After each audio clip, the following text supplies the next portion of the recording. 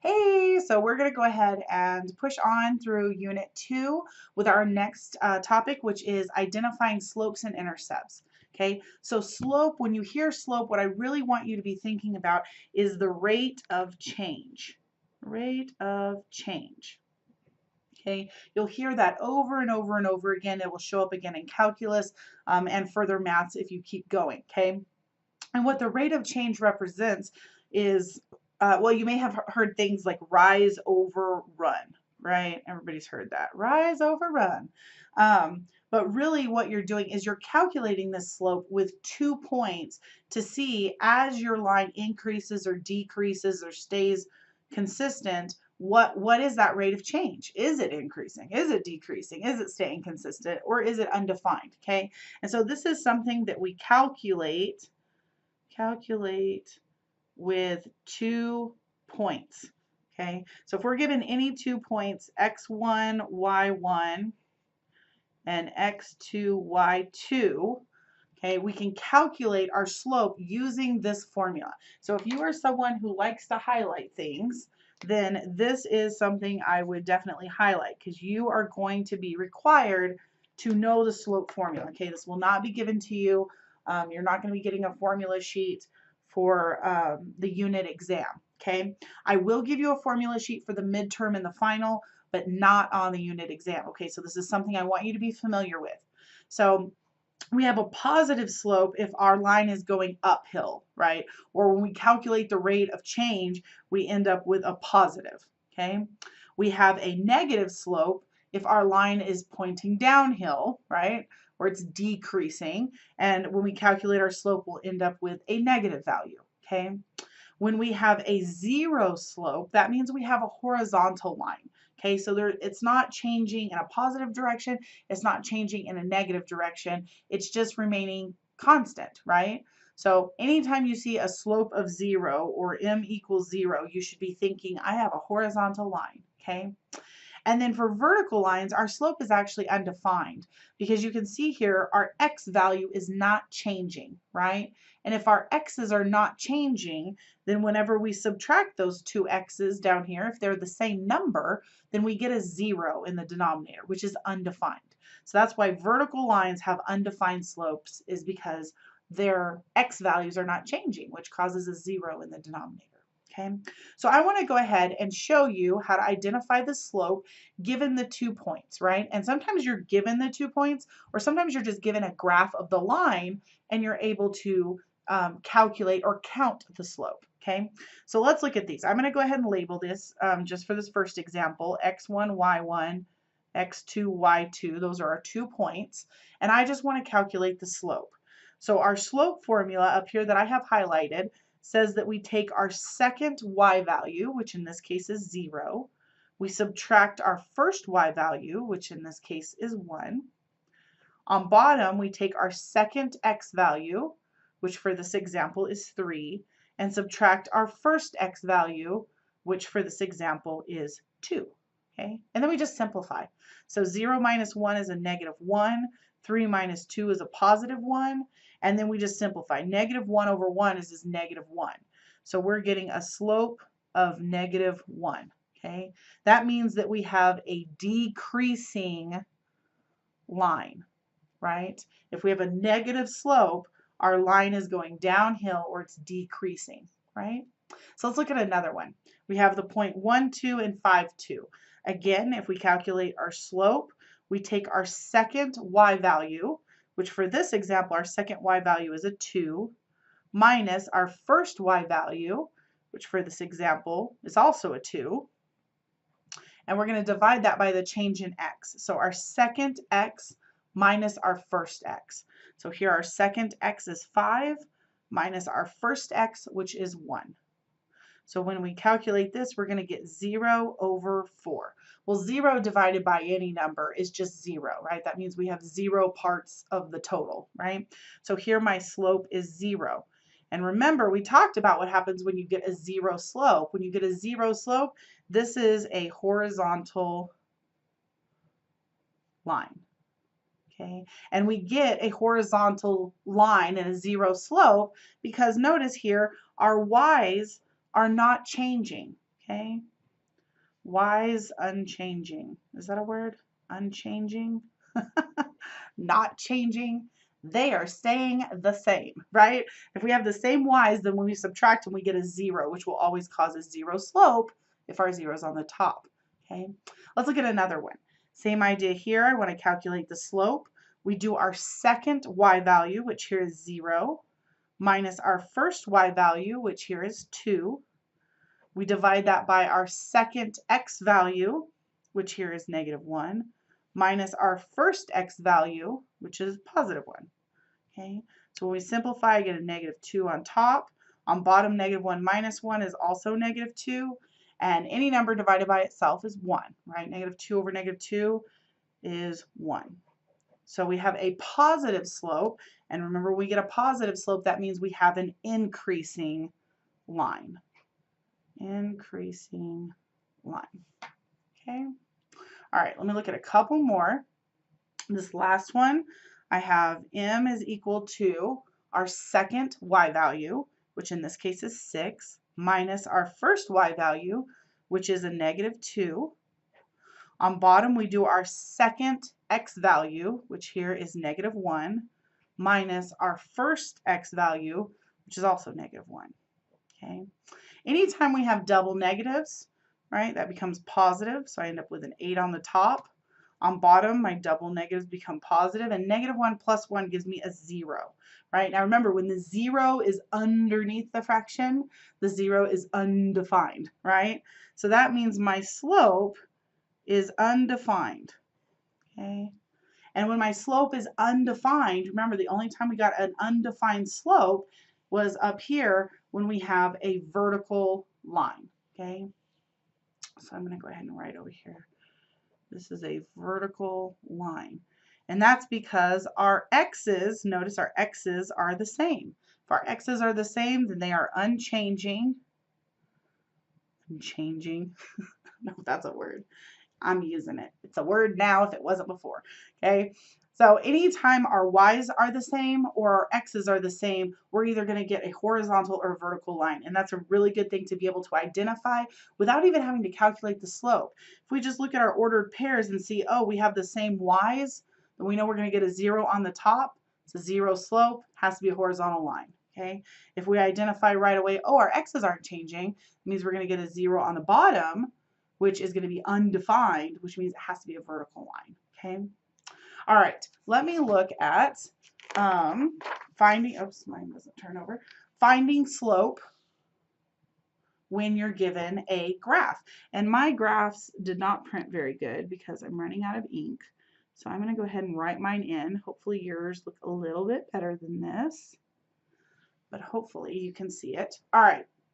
So whenever we have a graph already given, we can do it two ways. We can still plug it into our slope formula, or we can just use that whole idea of rise over run. Rise is our change in y, run is our change in x.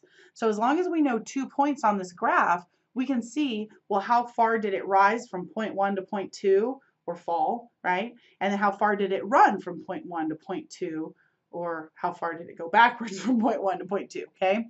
So that's what I'm going to do. I'm going to identify 2 points. Now, they have to be points that cross on a nice, even grid point, right? So for this first one, this one seems to cross at a nice, pretty point, and this one seems to cross at a nice, pretty point, okay?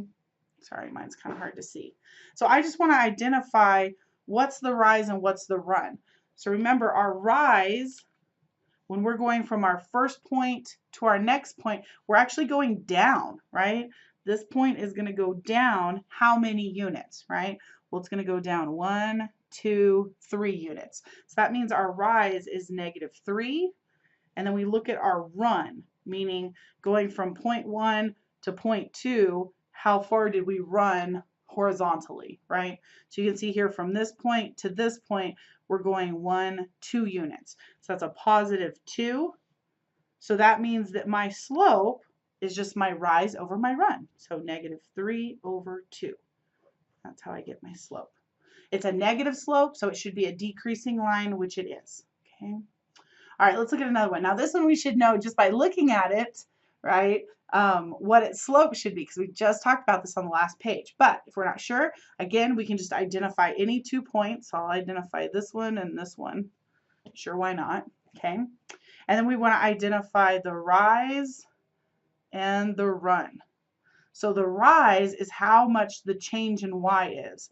So going from point 1 to point 2, right, my rise here is 2, right? Going from this point to this point, I'm going 1, 2 units.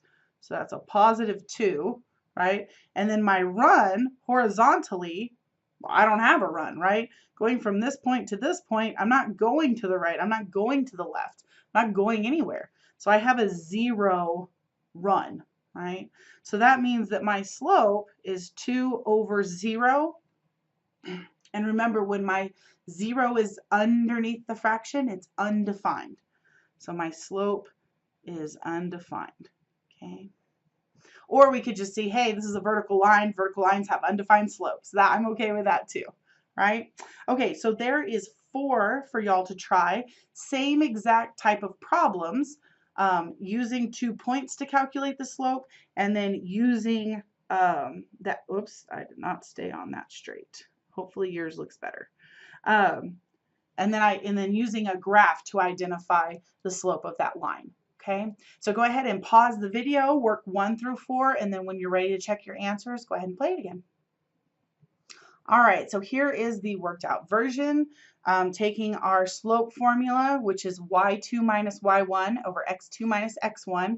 When we calculate the slope of number 1, we should get a negative 2, so it's a decreasing line. When we calculate number 2, we should get a 0 in the denominator, right? Which means it's undefined. Or if you notice right away, hey, look, the x's are the same. If the x's are the same, we're going to get a 0 underneath.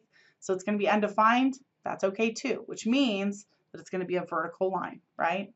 When we calculate number 3, we get a slope of negative 2. Again, means it's a decreasing line.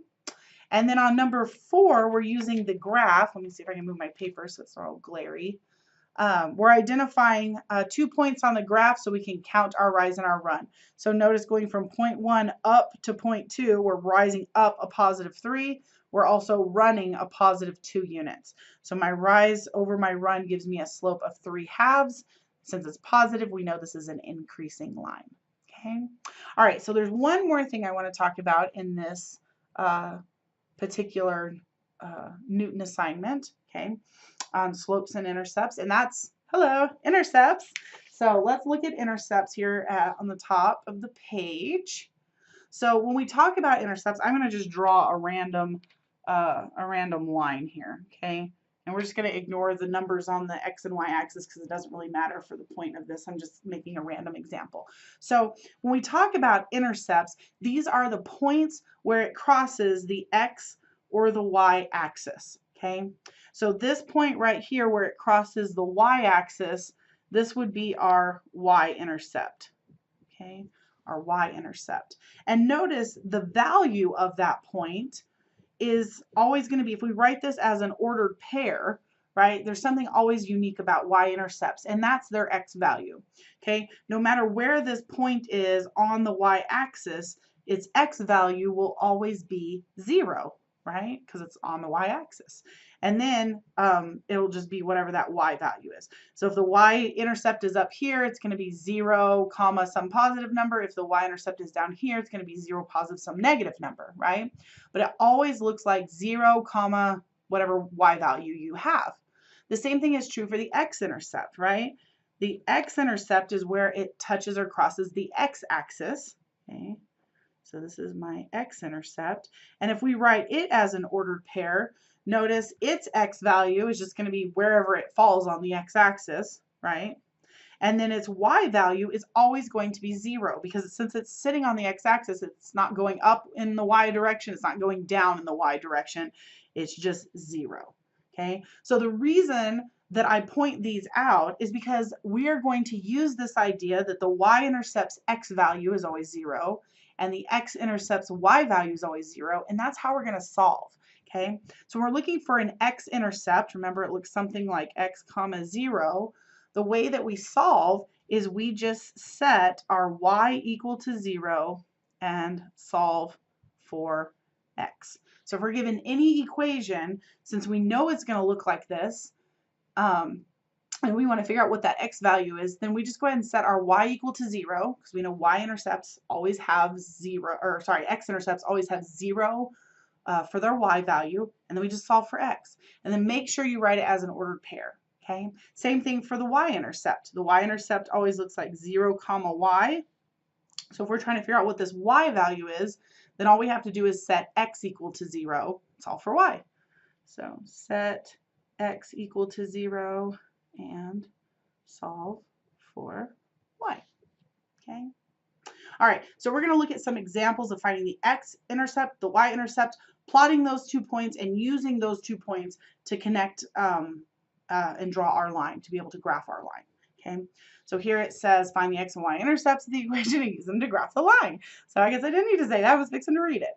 All right, so let's look at our x-intercept.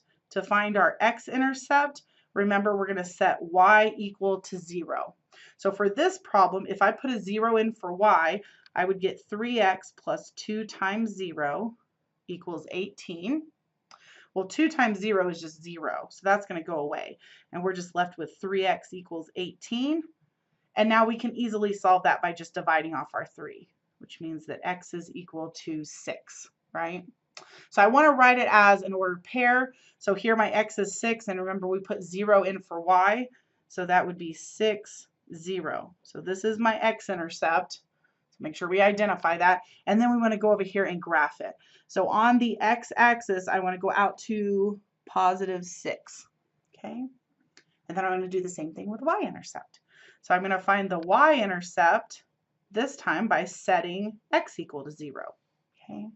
So again, I use our same equation that was given, and this time I'm going to put 0 in where I see x. So I have 3 times 0 plus 2y is equal to 18. Well, 0 times anything is just 0, so that term's going to go away. So I have 2y equals 18, and then I need to get y by itself, so I divide off the 2, which means that y is equal to 9. And then remember, we always want to write these as ordered pairs. Please don't forget. Please don't forget. These are intercepts, which means they're points on the graph. So always write them as ordered pairs. So our x is 0 here, and our y is 9. So I'm going to go up here till y is 9. So I have 2 points. So now now all I have to do is connect them with a line. Connection. Perfect. And now we have the equation of that line graphed, okay? All right, let's look at one more and then I'll have y'all try some. Same idea, find the x and y intercepts and use them to graph the line. So to find our x-intercept, we're going to set y equal to 0. So when I put a 0 in for my y, I'm going to get 5 times 0 equals 3x plus 30. 5 times 0 is just 0, right? Now I can't just say, oh, that just goes away and I'm left with this, because since that's the only thing on this side of the equation, I need to go ahead and write in that there's actually a 0 there, right? Because I don't want to lose my equation. And now I need to solve for x. So I'm going to go ahead and move my 3x to the other side. Doesn't matter if you move the 3x or the 30. Negative 3x equals 30. And then to get x by itself, I just divide off that negative 3. Which will give me x is equal to negative 10. And then I write it as an ordered pair, okay? So x is negative 10 and y is 0. So I'm going to go ahead and graph over here. X is negative 10, okay? And then I want to find my y-intercept. So when we find our y-intercept, we set x equal to 0.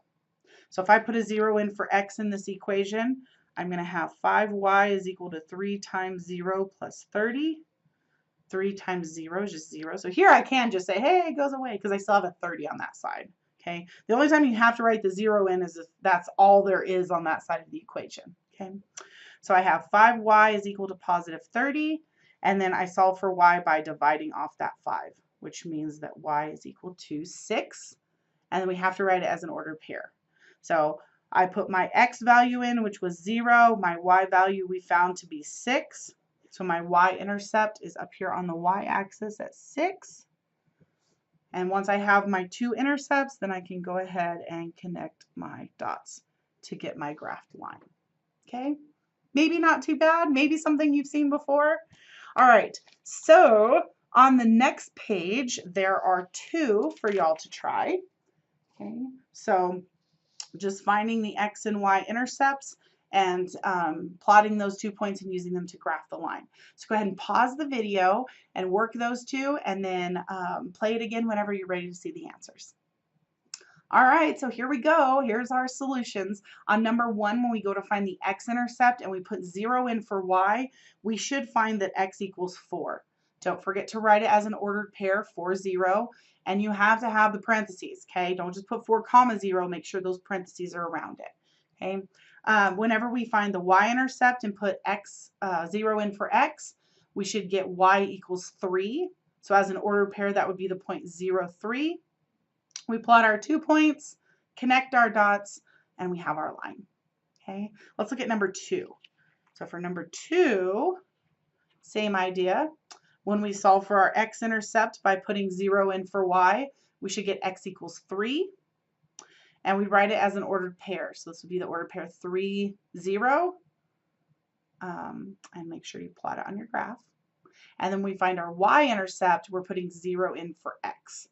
So once we put 0 in for x and simplify and solve for y, we should get -5. Don't forget to write it as an ordered pair, so 0, -5. And we plot that point. Once we have our 2 points, we just connect them with a line. Okay. All right, so that is the end of the identify slopes and intercepts section. So you should now be able to complete that assignment on Knewton. If you have any problems or have questions, please let me know.